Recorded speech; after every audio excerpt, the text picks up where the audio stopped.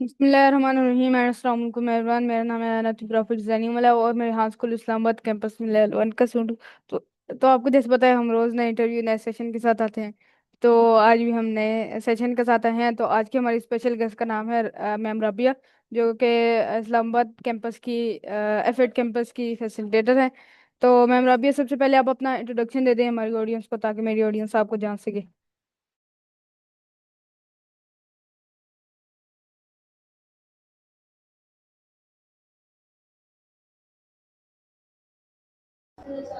मेरा नाम राबिया तकीर है और मैं एफएड कैंपस इस्लामाबाद में as a trainer teacher trainer जो हूँ वो लर्न कर रही हूँ। ओके, तो मेरा अगला आपसे सवाल ही होगा कि आपने अभी आप क्या कर रही हैं, और ये क्या कहते हैं, आपका पैशन क्या है। अ, अभी इस वक्त मैंने एमए हिस्ट्री किया हुआ है और इसके अलावा मैं बच्चों को घर पे एज ए ट्यूशन्स देती हूँ और यहाँ पर आकर मैं सीखती हूँ एफएड कैंपस में। ओके, सो मैम मेरा अगला आपसे सवाल ये होगा कि आपने ये रिहान स्कूल ए एकेडमी एफएड कैंपस, इसका कहाँ से ढूंढा, मतलब कहाँ देखा तो फिर आप इधर आई और इधर ज्वाइन किया आपने। ये एक्चुअली मेरी एक क्लोज रिलेटिव है, उनका बेटा जो है वो बरको कैंपस में जो है वो सीख रहा था पिछले एक साल से, वो लेवल वन का स्टूडेंट है। तो उन्होंने हमें इसका यहाँ बताया था कि यहाँ पर शिफ्ट हो रहा है तो आप खुद भी सीखें, अपने बेटे को भी सिखाएं। तो फिर मैंने अपने बेटे को भी यहाँ जो है वो लास्ट मंथ से भेजना शुरू किया और खुद भी फिर मैं साथ में सीख रही थी।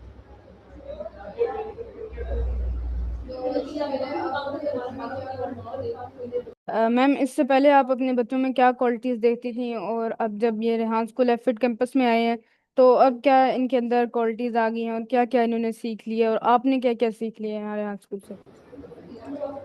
मैंने अपने बेटे में जो देखा है वो ये है कि उसे पहले लैपटॉप जो था वो बिल्कुल भी पकड़ना नहीं आता था, बिल्कुल भी उसको हावना नहीं थी, बल्कि मुझे भी नहीं थी। मुझे बिल्कुल, मैंने फर्स्ट टाइम लाइफ में लैपटॉप टच किया, उसको पकड़ा। तो चेंजेस तो पहले यही है कि हमें जिन चीज़ों का पता ही नहीं था, किसी चीज़ का नहीं पता था, अब हमें हर चीज़ का पता है उसके बारे में। हम किसी को बता सकते हैं पकड़ के, एटलीस्ट आज के दौर में 2026 में, कि हमें कुछ आता है। ओके, तो मैम मेरा अगला आपसे सवाल ये होगा कि आपने अपनी ज़िंदगी में क्या कोई स्किल सीखी अभी तक। मैंने बहुत सारी स्किल्स सीखी हैं। मैंने ग्लास पेंटिंग सीखी, मैंने स्टिचिंग सीखी, मैंने कंप्यूटर शॉर्ट फॉर्म कोर्स किया, मैंने इसके अलावा ड्रेस डिज़ाइनिंग सीखी और एज ए टीचर भी।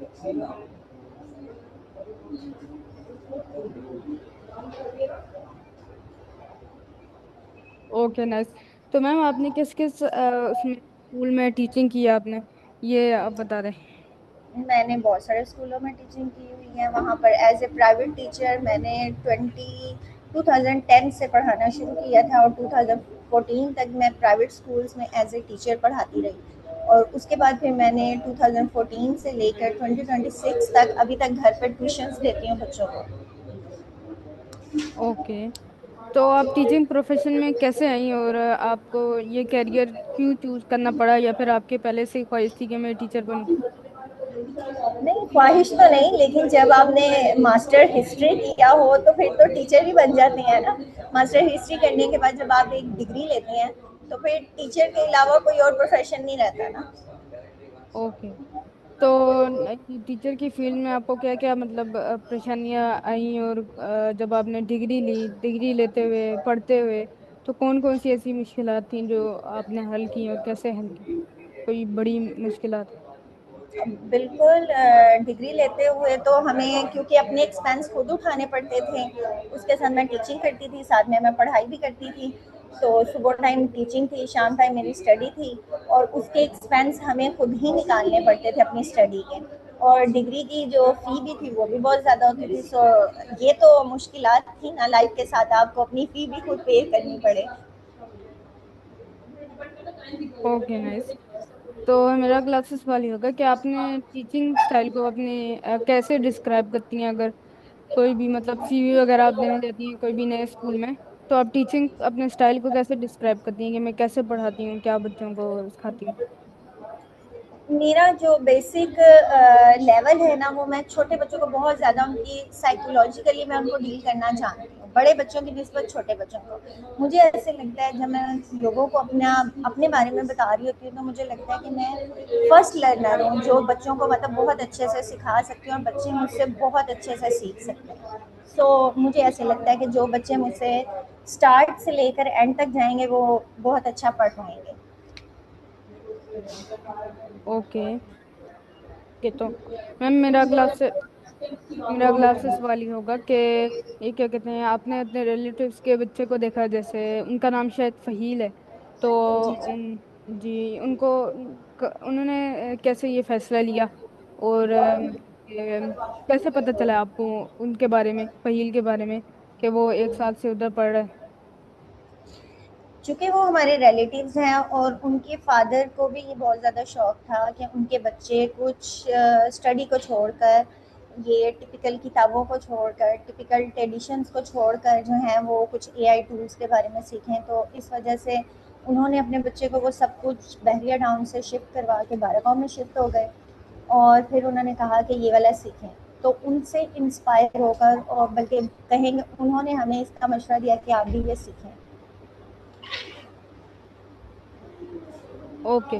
तो आज के ज़माने में आप डिग्री को और जो हमारी स्किल है उसको कैसे मतलब बयान करती हैं, और क्या समझती हैं कि डिग्री हमारे लिए बहुत इंपॉर्टेंट है या स्किल हमारे लिए इम्पोर्टेंट?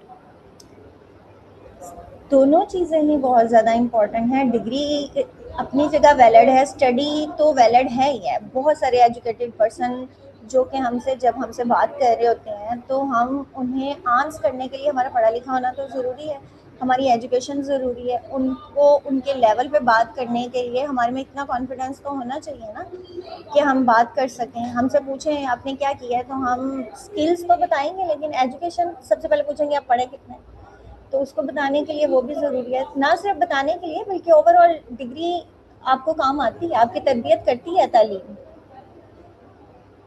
ओके। स्किल्स ज़रूरी हैं, नो डाउट, लेकिन एजुकेशन भी इम्पोर्टेंट है। Okay ma'am.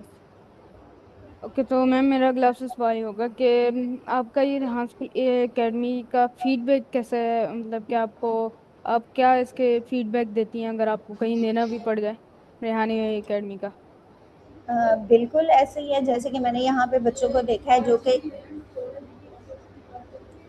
फर्स्ट लर्नर है यहाँ पर, जो आके सिखा रहे हैं। तो मैंने उनको देखा है, उन बच्चों को वो बहुत अच्छा सिखाते हैं।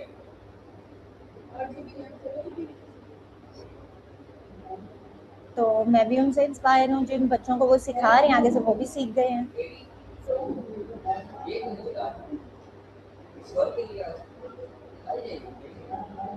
Okay ma'am, nice. तो मैम मेरा अगला आपसे सवाल ये होगा कि क्लास में आपने बहुत सी टीचिंग की है, तो क्लास में जो भी वीक बच्चा होता है उसे आप कैसे आगे लाती हैं, और क्या कहते हैं उसको, जो है वीक होता है वो अपनी पढ़ाई में, उसको कैसे अच्छा बनाती हैं उसको पढ़ाई में, क्या मेथड है अ, आपका? मेरा मेथड ये है कि जो बच्चे बहुत ज़्यादा ब्रिलियंट होते हैं और बच्चा शायद दूसरे बच्चे की बात थोड़ी जल्दी समझ आता है, तो हम एक ग्रुप बनाते हैं बच्चों का।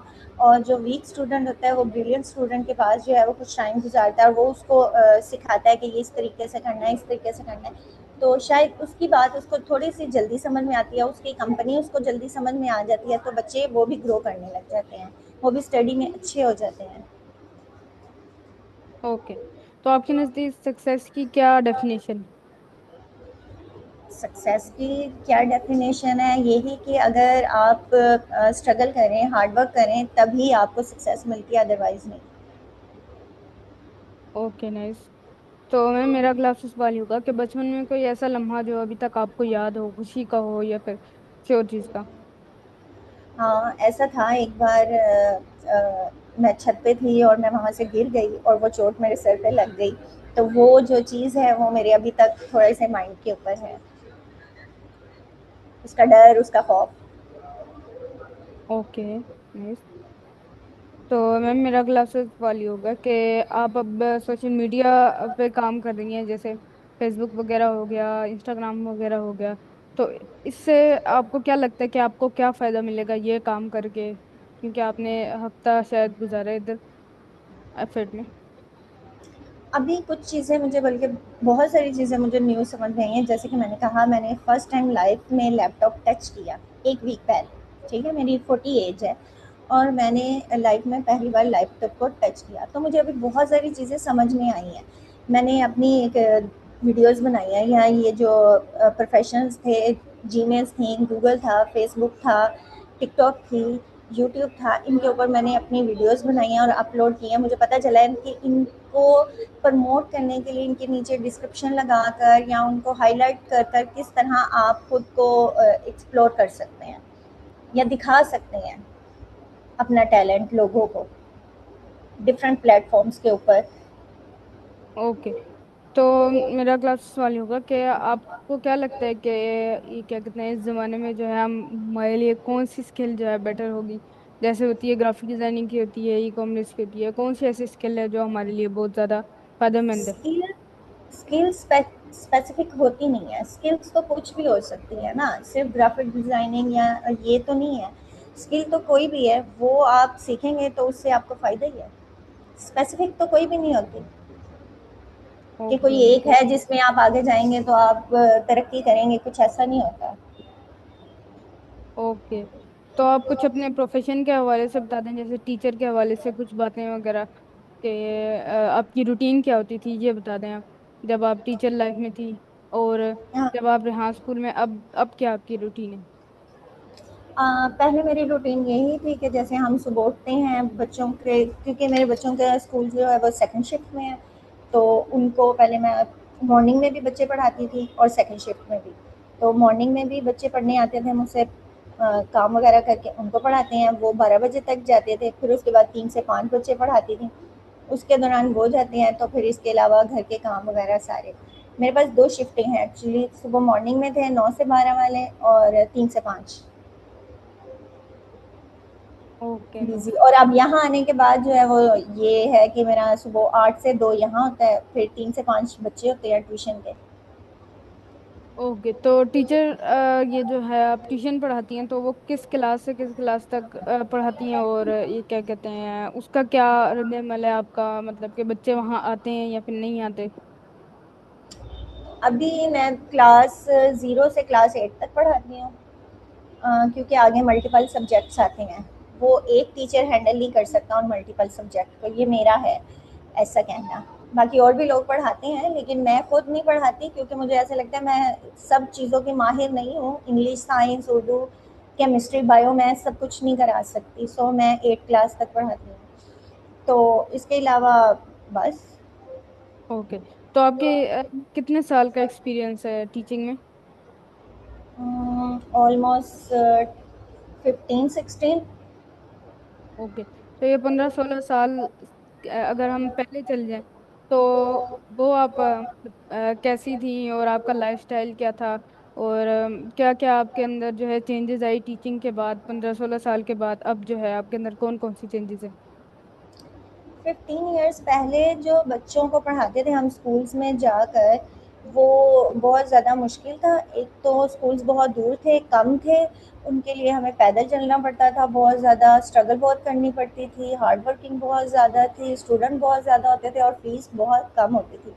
अभी जो है 2014-15 के बाद जब मैंने होम ट्यूशन्स वगैरह स्टार्ट की थी, तो उनसे अर्निंग अच्छी थी, स्टूडेंट्स कम थे, और कहीं पे आपको जाना भी नहीं पड़ता था, आप घर बैठ के अच्छा अर्न कर लेते थे। डिफरेंस। Okay, nice. तो आप अपने बच्चों को भी क्या ट्रेडिशनल स्टडी करवा रही हैं, और ये क्या कहते हैं, ट्रेडिशनल स्टडी के साथ ये स्किल्स भी सिखा रही हैं, तो कौन कौन से स्किल्स उनको सिखा रही हैं आप अपने बच्चों को? अभी अभी तो फिलहाल हमने बच्चों की स्टडी जो है वो कंटिन्यू करवाई हुई है। मुझे ऐसा लगता है कि डिग्री इम्पोर्टेंट है साथ में, तो हम उसकी डिग्री भी कवर करवाएंगे साथ में, जैसे भी करेगा वो, तो साथ में डिग्री भी होगी, लेकिन स्किल्स भी सीखेगा। जैसे उसे हमने अभी एआई टूल्स वगैरह के बारे में अभी वो सीखेगा, इसका लेवल 1 करेगा या फाउंडेशन लेवल कवर करेगा। लेवल 1 तक तो हमने इसका सोचा हुआ है, उसके बाद आगे फर्दर उसका फ्यूचर हम इसमें भी स्किल्स हमने डिफरेंट डिफरेंट उसे करवाने की कोशिश करेंगे, जैसे जैसे न्यू आएंगे आगे, 2 साल बाद, 3 साल बाद, इस तरीके से। बट हमने सोचा स्टडी के साथ उसके कोर्स करवाएंगे। Okay, nice. तो जो तो वाले हैं रेहान स्कूल में। और वो कहते हैं कि हम अगर वहाँ से छुड़वा दें, ट्रेडिशनल स्टडी इनकी छुड़वा दें, तो उनको आप क्या एडवाइस देना चाहेंगी? क्योंकि आपने भी अपने बच्चों को साथ साथ ये भी करवा रही हैं और वो भी करवा रही हैं, तो इन दोनों में डिफरेंस बता दें और आप उनको क्या मशवरा देंगी कि वो क्या करें। हर पेरेंट्स की अपना अपना ओपिनियन होता है, हर हर पर्सन अपना ओपिनियन रखता है कि वो क्या सोचता है किस चीज़ के बारे में। बहुत सारे पेरेंट्स ट्रेडिशनल स्टडी को नहीं मान रहे और वो इस साइड पर आ रहे हैं, और बहुत सारे पेरेंट्स जो मुझ जैसे हैं अभी तक इसी दौर में हैं कि वो डिग्री लें, साथ में स्किल्स भी सीखें। तो अगर पेरेंट्स चाहते हैं कि वो ट्रेडिशनल स्टडी नहीं करवाना चाहते, तो एटलीस्ट उन्हें घरों में एटलीस्ट थोड़ा ज़्यादा हाउ नाउ स्टडी के बारे में लाजमी दें। बच्चे कर सकते हैं, बच्चे कुछ भी कर सकते हैं, हम स्टडी के साथ स्किल्स भी ले सकते हैं, ऐसा अगर बच्चे चाहें तो। पेरेंट्स ज़्यादा प्रेशराइज ना करें उन्हें, जैसे कि फर्स्ट पोजीशन ही लेनी है वाला जो हमारा वो है कि ले ले ले, वो प्रेशर ना डालें। स्टडी करनी है, बेसिक सीखना है तो बेसिक सिखाएं उन्हें, वो भी सिखा लें, ये भी सिखा लें। प्रेशर नहीं होना चाहिए पेरेंट्स का बच्चों को। ओके। तो आप जैसे कि यहाँ स्कूल में आई और यहाँ पे कम्युनिकेशन करनी पड़ती है, लोगों के साथ बताना पड़ता है कि फीस वगैरह स्ट्रक्चर बताना पड़ता है, तो इससे पहले ये क्या कहते हैं, जो इस तरह की थी कि आप इधर आई और बहुत ज़्यादा लोग थे इधर, तो उसमें आपने किस तरह अपनी कम्युनिकेशन बेटर रखी? एक्चुअली मेरी कम्युनिकेशन स्किल पहले भी बेटर थी। मैंने इससे पहले भी एक स्कूल में एज ए प्रिंसिपल थोड़ा काम किया हुआ है, एज ए टीचर लोगों को डील किया हुआ है। मतलब 4 से 5 साल मैंने स्कूल्स में सीनियर टीचर के तौर पे काम किया है। तो मेरे लिए थोड़ा आसान था पेरेंट्स डील करना। और घर में भी जैसे कि मैंने बताया कि मैं बच्चों को ट्यूशन देती हूँ, तो पेरेंट्स पूछने आते हैं आपसे कि आपकी फ़ीस कितनी है, आप कितना पढ़ाती हैं, कितनी देर से पढ़ा रही हैं, क्या करती हैं, कितना टाइम देंगी, हमारा बच्चा तो ऐसे है। उनके सवालात के जवाब भी देती हैं, तो मेरे लिए थोड़ा ईजी था।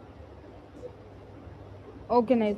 तो आपको क्या लगता है कि जब हम भी दूसरों से मिलते हैं, नए लोगों से मिलते हैं, तो हमारा फर्स्ट इम्प्रेशन हमारा क्या होना चाहिए? क्योंकि आप भी टीचर की फील्ड में रही हैं, कैसा होना चाहिए? मेरे ख्याल से जब आपकी किसी के साथ फर्स्ट मीटिंग होती है तो आपकी बॉडी लैंग्वेज अच्छी होनी चाहिए, आपका कॉन्फिडेंस लेवल अच्छा होना चाहिए। आप किसी सामने वाले की पर्सनैलिटी को देख कर ये ना जज करें खुद को कि हम शायद हो ये कौन आ गया बंदा, मैं इससे कैसे बात करूँगा। तो फर्स्ट अपनी आपको प्रेजेंटेशन पे काम करना चाहिए, अपनी बॉडी लैंग्वेज पे काम करना चाहिए, अपनी स्पीकिंग पे कंट्रोल होना चाहिए कि क्या हमने किस तरह की टॉक करनी है अगले बंदे से। ना कि बहुत ज़्यादा लंबी हो और ना ही बहुत शॉर्ट फॉर्म में कि कोई आपको बिल्कुल ही समझ ना सके, और ना ही इतनी लंबी कि किसी को वो भी समझ में ना आए। Okay, nice. तो मेरा अगला सवाल ये होगा, बल्कि लास्ट सवाल ये होगा कि आप अपने व्यूवर्स को, जो देखने वाले हैं, उनको क्या एडवाइस देना चाहेंगे लास्ट? किस बारे में, कौन सी बारे? मैं बच्चों को यही कहना चाहती हूँ कि स्टडी भी इम्पॉर्टेंट है, अपनी स्टडी को फोकस करें। अगर आप ये करना चाहते हैं तो एटलीस्ट जिस काम के लिए आपने जो पैशन, जो प्रोफेशन चूज़ किया है उसमें आप 110% दें।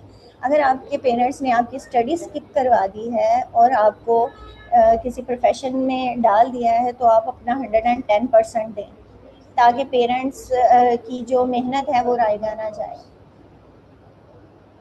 Okay, nice. तो ये था आज का हमारा इंटरव्यू मैम राबिया के साथ। उम्मीद करता हूँ हमको ये अच्छा लगा होगा। मिलते हैं किसी इंटरव्यू के साथ, तब तक के लिए अल्लाह हाफिज़।